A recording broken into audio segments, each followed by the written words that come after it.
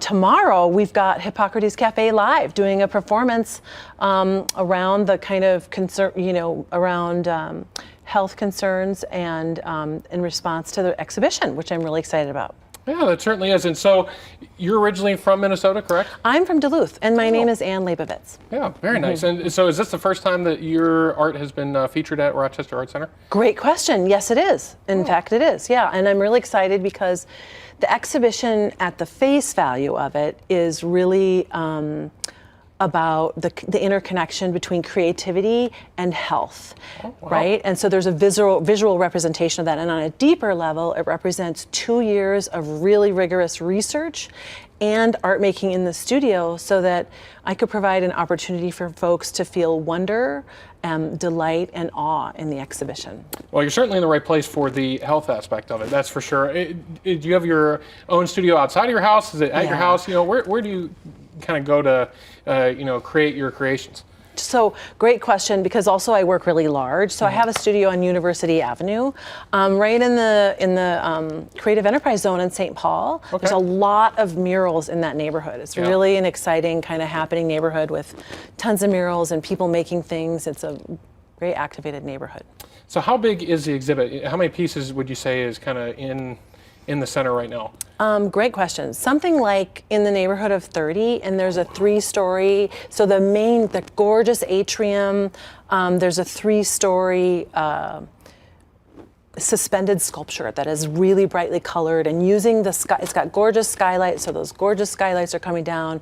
And I'm using that color at such a monumental scale because we know that can be really, it can change our emotions, and provide that moment of awe and delight.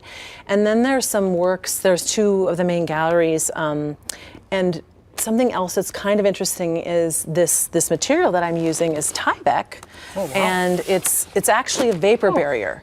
So this is wrapped on probably your house or apartment building or wherever you live, and that's kind of interesting. And I use it because it's super light, and it can kind of act like really elegant, like the come down and come up and billowy and fabricy, but actually it's quite like a firm material that can crimp quite easily, but I love it because it's so light. And I ended up starting to use it when I needed to take an exhibition to several international locations in a suitcase under 40 pounds. Wow. So it's great for that. I highly recommend it. Yeah. So what other props do we have here? So, well, there's a really interesting component of the exhibition. It's called the Wellbeing Wall, and it's a place where anyone and everyone who comes of all ages can participate. And I've prepared these squares, and people can write or draw on the squares, and then hang them directly on the wall right there at the museum, which is kind of interesting because that kind of changes the dynamic, because you as a viewer are now a real participant. And so there are 10,000 of these squares that people have made there. And it's just a beautiful, almost like a mosaic or a quilt of the Rochester community and visitors sharing their words.